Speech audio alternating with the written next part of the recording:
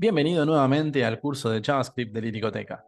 El tema que nos compete hoy es entornos y funciones, y hoy realmente vamos a empezar a aprender a programar de verdad. Hasta ahora lo que habíamos visto era un poco valores, variables, ¿sí? Operadores, cosas que nos sirven para entender ya más o menos cómo operar valores, pero todavía no hemos programado ningún algoritmo como tal, ¿no? Empezar a trabajar en decir, bueno, voy a programar algo que pueda tener una utilidad real. Entonces, lo primero que tenemos que tener en cuenta es que nuestra hoja de JavaScript ya de por sí es en sí un gran programa. O sea que conforme nosotros vamos metiendo datos y variables, nosotros estamos en cierta forma programando ya un programa como tal. Pero este programa, nosotros podemos crear subprogramas o pequeños bloques de código o algoritmos, ¿sí?, más pequeños que le van dando forma a este gran programa y que nos permite elegir cuándo ejecutar una parte del código y cuándo no. Porque cuando nosotros simplemente ponemos código en la hoja, apenas, ¿sí?, la hoja se ejecuta todo el código que se ve, ¿sí? Entonces, nosotros capaz que queremos que cierta parte del código se ejecute solamente si un usuario interactúa con una parte específica del programa, o queremos que se ejecute cuando se detecta determinado cambio en el programa. Ejemplo, nosotros pedimos información a una base de datos y queremos que solamente se muestre o se ejecute un algoritmo cuando nos llega efectivamente esa información, pero que no pase nada si la información no nos llega. Entonces tenemos que poder armar pequeños bloques o sea, bloques concentrados de código que esperen determinada indicación para ejecutarse. ¿Cuál es el concepto de entorno que tenemos por acá? Un entorno es un conjunto de variables y de valores que conviven, ¿sí?, en un determinado contexto y que ya están como de antemano habilitados para poder utilizarse. Por ejemplo, si nosotros trabajamos en el entorno del navegador, ya el navegador nos presta un montón de funcionalidades que nosotros podemos utilizar, aún no habiendo programado nada todavía en la hoja. Por ejemplo, si yo hago un console.log, este comando que yo les había mostrado antes, ya de por sí está habilitado para poder usarse. No es que yo programé algo para que esto esté habilitado. Entonces yo le pongo cualquier cosa, 34, podemos ver que si guardo funciona, y sin embargo yo nunca creé algo que haga que esto funcione. Ya me lo está dando, ¿qué cosa? El mismo navegador me lo está brindando, el mismo sistema me lo está brindando. Entonces, ¿qué otra cosa puedo yo encontrar por acá escondido? Bueno, si yo hago un console.log con una palabra especial llamada window, voy a encontrar que hay un bloque de información que de la nada va a aparecer en la consola. Mira, guardo, aparece como una especie de bloque de información, ¿sí? Esto lo vamos a ver más adelante, es un concepto que se llama objeto, que es como una colección de información, y si yo abro esta colección, voy a ver que tengo un montón de funciones, ¿no?, de algoritmos o de propiedades con valores que ya están disponibles para ser usadas. O sea que en el contexto del navegador, el entorno del navegador, ya me brinda cosas que yo puedo usar aún sin necesidad de yo programar manualmente cosas. Por ejemplo, ¿qué puedo yo utilizar de toda esta maraña de cuestiones? Bueno, así como tengo este comando console.log, también tengo uno llamado alerta. Entonces vamos a ver este detalle. Si yo, por ejemplo, voy a achicar un segundo la cámara, ¿sí? Quiero ejecutar una alerta, que es esta que figura acá, y le pongo un mensaje, por ejemplo, hola Pepe, y yo guardo el documento, automáticamente, fíjense que acaba de salir una alerta acá arriba, ¿sí? Esta alertita es una alerta del navegador mismo, y yo usando este comando, ¿sí?, propio del navegador, puedo ejecutar una acción en el navegador. Esta acción, por ejemplo, yo no podría ejecutarla en el servidor, porque en el servidor no existe este comando alerta, ¿sí? Esto solo existe para cuando trabajamos con el navegador y estamos desarrollando, por ejemplo, para sitios web. ¿Bien? Pero no existe del lado del servidor. O sea que depende del entorno en el que estemos, vamos a tener habilitadas determinadas funcionalidades, ¿sí?, o propiedades con sus valores determinados. Ese es el concepto como tal de entorno. Ahora, nosotros podemos fabricar nuestros propios comandos, digamos, o nuestros propios bloques de código, nuestros propios algoritmos, manualmente. Para ello, tenemos una palabra reservada, porque JavaScript tiene muchas palabras reservadas que no las podemos usar para otra cosa, porque ya tienen una funcionalidad puntual en el lenguaje, como por ejemplo la palabra reservada function, que es función, ¿sí? Fijémonos que acá nos da una opción para poder crear un function statement, o sea, básicamente vamos a armar un bloque de función. Si cliqueamos en este que tiene el cuadradito negro al lado, que dice function statement, y pinchamos, vemos que se nos autocompleta una pequeña estructura, que tiene por un lado la palabra reservada que indica que este bloque es una función, que además espera un nombre, este es provisorio, nosotros lo podemos cambiar, y que además espera algunas otras cosas más que después vamos a ver. Por ahora esto lo vamos a borrar. Supongamos que queremos crear, ¿sí?, una función. Le podemos poner el nombre que queramos, ¿sí? Por ejemplo, le vamos a poner obtener dato, ¿sí? Dice Jan. Le ponemos obtener dato. ¿Qué son estos paréntesis? ¿Qué son estas llaves que vienen en la estructura? Los paréntesis básicamente denotan el concepto de ejecución. Lo que nos dice es que este bloque que acabamos de crear es un bloque ejecutable. Es decir, que las instrucciones que tenga dentro este bloque, yo puedo ejecutarlas cuando yo quiera. ¿Sí? Cuando yo quiera. El programa no las puede ejecutar por sí misma, salvo que yo le indique cuando quiero que se ejecuten. Y estas llaves lo que denotan es el cuerpo, ¿sí?, de la función. Si hiciste el curso de introducción a la lógica de programación que está en mi canal, habrás visto que hablamos mucho del concepto de cuerpo y de las instrucciones que van dentro del cuerpo. Las llaves denotan que todo lo que esté dentro de estas llaves, como por ejemplo este comentario, están dentro del cuerpo de la función. Dicho esto, nosotros podemos colocar lo que querramos dentro de este cuerpo. Por ejemplo, yo puedo poner esa alerta que había mencionado que diga hola desde una función. Pero notemos que si yo corro la cámara nuevamente y yo guardo esto, no veo la alerta a pesar de que ya guardé el documento. ¿Por qué no la veo? Porque al estar encerrada dentro de este bloque, ¿sí?, de ejecución, hasta que yo no le indique que se ejecute, el programa no la puede encontrar, no la puede ejecutar. Si esta estuviera acá afuera, noten como yo guardo y automáticamente aparece la alerta. Pero escondida dentro de este bloque, pues no la va a encontrar. Ahora, la pregunta es, ¿y cómo hago para ejecutar mi bloque? Bueno, si pensamos que esta función es como una bomba detonable, lo que tenemos que buscar es el detonador. Y el detonador en realidad es el mismo nombre de la función colocado en algún lugar de nuestro documento. Fíjense que si guardo ahora, ¿sí?, se ejecuta la alerta. Pero lo interesante es que yo puedo llamar a mi bloque cuantas veces yo quiera. Entonces, miren esto. Si yo repito este llamado, que también se lo conoce como llamado de función o invocación de función. Invocando una función, llamando a una función. O ejecutando una función, como que les guste más. Entonces guardamos el documento y miren lo que pasa. Se ejecuta la alerta, le doy OK, hay otra detrás, le doy OK, hay otra detrás. Es decir, se ejecutó 3 veces. Entonces yo puedo mandar a llamar a mi función en diferentes lugares de mi programa según mis necesidades. Cuando lo necesito, lo voy a colocar en ese lugar. ¿Bien? Ahora, hay un detalle interesante que nosotros tenemos que darnos cuenta de que este llamado de función como tal usualmente tiene un valor. Puede valer o bien indefinido o puede tener un valor numérico o de cadena o cualquier otro tipo de valor, booleano y demás. ¿Cómo podemos saber qué vale, ¿sí?, este llamado?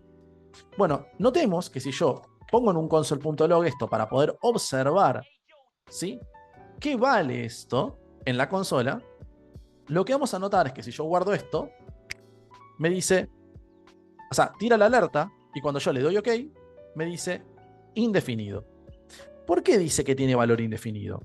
Porque en realidad, para nosotros poder darle un valor a esto, tenemos que devolver un valor desde adentro del algoritmo. Y este algoritmo lo único que hace en realidad es ejecutar una acción, pero no devuelve un valor que nosotros podamos utilizar. Entonces, ¿cómo hago para devolver un valor de adentro de una función? No todas las funciones necesariamente tienen que devolver un valor. Tenemos, por ejemplo, 2 tipos de algoritmos. Tenemos el algoritmo que llamamos un algoritmo que es un procedimiento, que estos son como este, que simplemente ejecuta una acción, pero no necesariamente nos devuelve un valor que podamos usar para algo. Y tenemos también otro modelo, que lo vamos a colocar acá abajo, que lo vamos a llamar simplemente función. ¿Sí? Entonces, esta función tiene la misma estructura, también es una función, igual que la de arriba. Ahora, ¿por qué ambas se llaman función si esto en sí es un procedimiento y esto es una función? Eso es porque este lenguaje de programación no las diferencia. Pero hay lenguajes de programación que, por ejemplo, tienen lo llamado procedure, ¿sí? Con un nombre tal, por ejemplo, no sé, mover a la derecha, ¿sí? Y esto, en otro lenguaje de programación, es un procedimiento, que sería como esta función de acá arriba, la que solamente ejecuta una acción, pero no devuelve ningún valor, ¿sí? En JavaScript no hay diferencia, digamos, estructural entre un procedimiento y una función, es decir, se escriben igual, tienen la misma palabra reservada, entonces solamente los vamos a diferenciar de manera conceptual. Entonces, ¿cuál es la diferencia de este procedimiento y una función? Bueno, que una función pretende devolver un valor, pretende que esta ejecución valga algo, no que valga indefinido, que tenga un valor. Por ejemplo, sumar. Tengo una función llamada sumar. ¿Y qué pretende hacer? Pretende devolver el resultado, por ejemplo, de 4 más 5. Si nosotros intentamos llamar a sumar ahora, no vamos a obtener ese resultado. Y fíjense que si yo ejecuto esto con un console.log, ¿sí? Y guardamos, lo que nos da es indefinido. ¿Por qué da indefinido? Bueno, porque yo tengo una operación ahí, pero nunca le dije, bueno, dame el resultado de eso, devolveme el resultado de esa operación. ¿Cómo devuelvo el resultado de la operación? Hay una palabra reservada que el lenguaje nos da que se llama return, ¿sí? O retornar. Esto dice, bueno, vos ejecuta esto y devolveme, para poder utilizar, el resultado de esa operación. Entonces vamos a ver que si yo guardo esto, ahora me dice, ok, el resultado es 9. O sea que el valor del llamado de la función pasa a tener como valor, digamos, o sea, el valor de la función va a ser el que se retorne desde la función. Entonces, ¿cómo podemos usar esto? Bueno, si yo quisiera hacer, por ejemplo, acá 50 más sumar, lo que voy a estar haciendo es 50 más lo que me devuelva este algoritmo cuando se ejecute.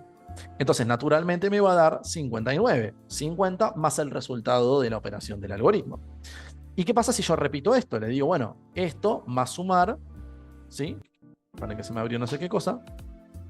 Más sumar, más sumar. Bueno, recordemos que yo puedo ejecutar mi función cuantas veces yo quiera. Por lo tanto, esto va a tener como valor 9 porque va a ser 4 más 5 y esto también. Entonces, al final, mi operación va a dar 68. 50 más 9 más 9. Bien, fíjense qué práctico que es, porque yo puedo definir una operación una sola vez, pero la puedo utilizar todas las veces que yo quiera. Entonces no tengo que andar redundando el código que fabrico para poder realizar operaciones futuras. Simplemente recuerdo, ¿tengo algo fabricado que me sirva para lo que estoy construyendo ahora? Ah, sí, creo una función para sumar como hace 50 líneas de código más arriba. Voy a invocarla para usarla ahora. Y no la tengo que volver a crear cuando la necesito. Eso es extremadamente práctico. Muy bien. Vamos a borrar ahora esto un segundo, ¿sí? Y vamos a plantearnos el siguiente dilema. Si yo cada vez que ejecuto la función sumar siempre me da 9, no tendría mucha utilidad para sumar en sí, porque ¿qué pasa si yo quiero otro resultado? No sé, quiero hacer 7 más 8, 3 más 4. Esta función no es muy maleable, solamente se dedica a sumar 4 más 5. Entonces, la pregunta es, ¿tengo alguna forma de que estos dos valores que están acá pudieran ser variables? Es decir, acá apareciera el número que yo le indicara que aparezca. Es decir, cada vez que ejecuto sumar, pueda tener un resultado diferente según los datos que yo le quiero definir a la función. Sí, hay una posibilidad. Entonces, vamos a ver esto. Mi función sumar entonces solamente me daba, ¿sí?, 4 más 5. Vamos a volverlo a poner acá como sumar, ¿sí?, función. Y me da 9. Ahora, yo puedo definir aquí, dentro de los paréntesis de la función, puertas de entrada para valores. Vamos a verlo así más o menos por ahora. Después vamos a verlo más ortodoxo. Pero imagínense que voy a poner dos puertitas para que un valor pueda ingresar por esas puertitas. Supongamos que la primera puerta yo la llamo simplemente A y a la segunda puerta la llamo B. Entonces lo que le quiero hacer es que por acá se coloque el valor que entre por la puerta A. Entonces reemplazo simplemente el 4 por A.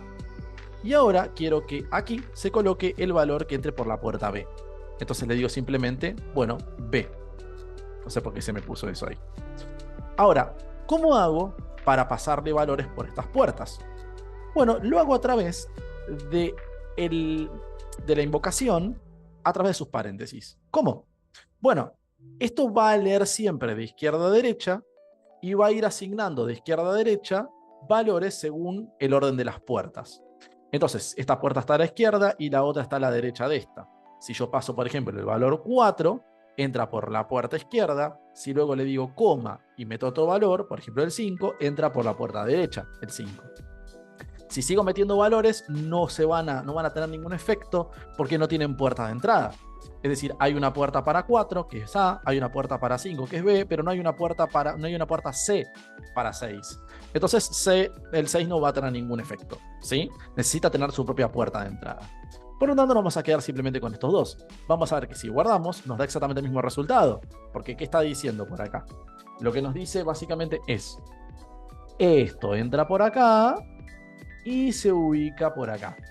Y el otro, que es este de acá, entra por acá y se ubica por acá. ¿Qué pasa si yo cambio los valores? Bueno, si yo cambio, por ejemplo, el valor de 5, cambia el valor de B. Le digo 10. Entonces 4 más 10, 14. Excelente. Acabamos de crear nuestro primer algoritmo que, dependiendo, por ejemplo, del valor que el usuario elija, pues simplemente la función da un resultado diferente. Eso es lo lindo que tiene esta estructura. Vamos un poco al ortodoxo, ¿sí? Vamos al ortodoxo. ¿Tiene nombre ortodoxo esto de acá? ¿Tiene nombre ortodoxo esto de acá? Sí. Este de acá, la puerta esta de entrada que les mencionaba, como nombre se llama, paren que el lápiz se me mochó, parámetro. ¿Sí? Parámetro. ¿Y este cómo se llama? ¿Cómo se llama el dato que ingresa por la puerta? El dato que ingresa por la puerta se llama argumento. ¿Sí? Recuerden estos dos detalles, ¿sí? Estos nombres son importantes porque cuando nosotros nos comunicamos entre developers, o sea, entre programadores, estos son palabras que nos ayudan a poder entender a qué se quiere referir nuestro colega. Es decir, si yo te digo, bueno, definí un parámetro tal, ¿qué me está diciendo? Que defina una puerta de entrada de una función. Si yo le digo, pasale 8 como argumento, ¿qué le estoy diciendo? Definí el valor que va a tener, ¿sí?, esa puerta de entrada, o el valor que va a entrar por esa puerta. Ahora, podemos verlo más complejo todavía, más ortodoxo. ¿Qué hay detrás de estos parámetros? ¿Cómo es la magia por la cual ese parámetro toma ese valor? Y esto es interesante. Vamos a comentarlo un segundo porque si no va a empezar a tirar como errorcitos, porque esto no lo entiende el sistema, ¿sí? Lo que en realidad estamos diciendo es, aquí, en este lugar, A no es otra cosa que una variable. ¿Vieron, por ejemplo, cuando nosotros tenemos una variable común y corriente que se llama número y simplemente no le asignamos ningún valor? Es decir, no guardamos ningún valor en ese espacio de memoria. ¿Qué vale esa variable? Bueno, si revisamos que tiene asignado, vamos a ver que nos dice indefinido. No tiene nada asignado aún, pero yo podría simplemente decirle 3 y ahora vemos que el valor es simplemente 3. Dicho esto, un parámetro en realidad es una variable establecida dentro del cuerpo de la función. Es decir, que en pocas palabras, esto que vemos acá no es otra cosa que var a, pero que aún, punto y coma, no tienen nada definido. Es decir, que esto, por el momento, ¿sí?, si nosotros no le pasáramos ningún valor, ¿sí?, esto de acá sería simplemente undefined. ¿Sí? Y lo mismo pasaría con el caso de B. Le digo var B, punto y coma, no tiene más nada ahí. Entonces, ¿qué pasa con esto? Lo mismo que acá, undefined. ¿Cuándo sucede que estos dos dejan de ser indefinidos? Cuando nosotros les asignamos determinado valor. Entonces, cuando nosotros colocamos estos valores dentro, ¿sí?, del llamado de la función, lo que le estamos diciendo básicamente es: saca esto y asignar ese valor. Saca esto y asignar ese valor. Entonces, fíjense que ahora, en realidad, A es una variable A que tiene asignado un 4. Y B es una variable B que tiene asignado un 10. Y ahí es donde nosotros llamamos a E y llamamos a B y podemos hacer la operación. Esto es lo que pasa por detrás. Pero bueno, nosotros no lo vemos porque la estructura está armada de esa manera. Pero en el fondo es una variable interna de la función a la cual le vamos a pasar un valor. Y nosotros podemos definir todas las variables que querramos. Podremos definir también, por ejemplo, la variable C, que todavía no tiene valor, pero eventualmente le vamos a asignar algo. Y si le dijéramos, por ejemplo, 6, se agregaría acá entonces un valor para C, ¿no? Como 6. ¿Sí? Pero esto es teórico. ¿Bien?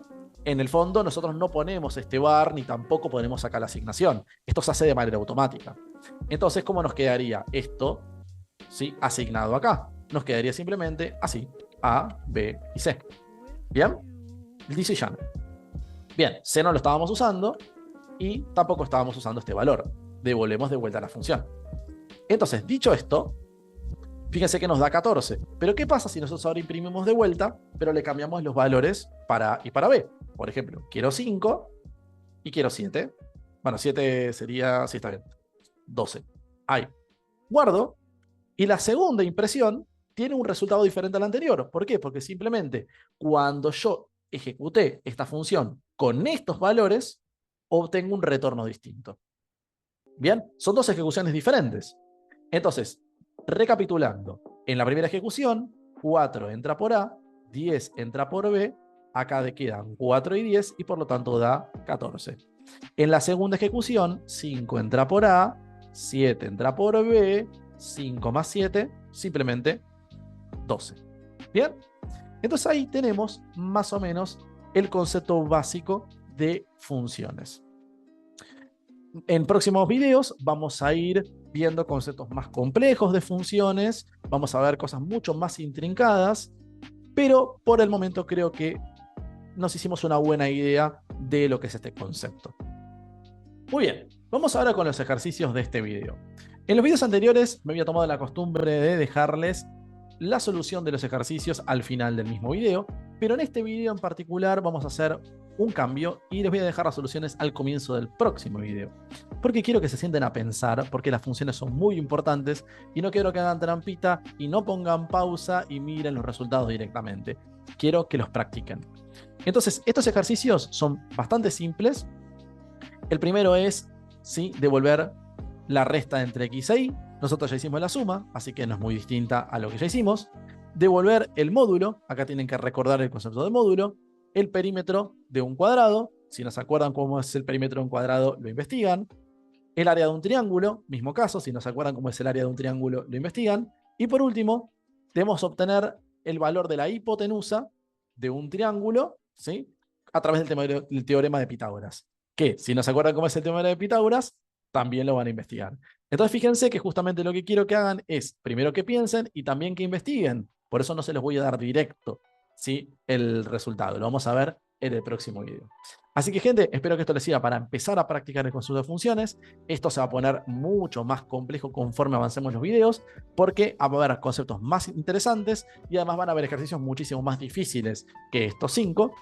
Pero para arrancar y para empezar a agarrarle un poco la mano a la estructura de las funciones, pues acá les dejo los ejercicios. No olviden que para poder ejecutar las funciones necesitan invocar la función y que para poder ver en la consola el resultado de lo que programaron, tienen que usar el console.log y dentro del console.log colocar el llamado de la función, ¿sí?, tal cual como lo hice durante el video. Así que nos vemos en el próximo video y que la fuerza los acompañe.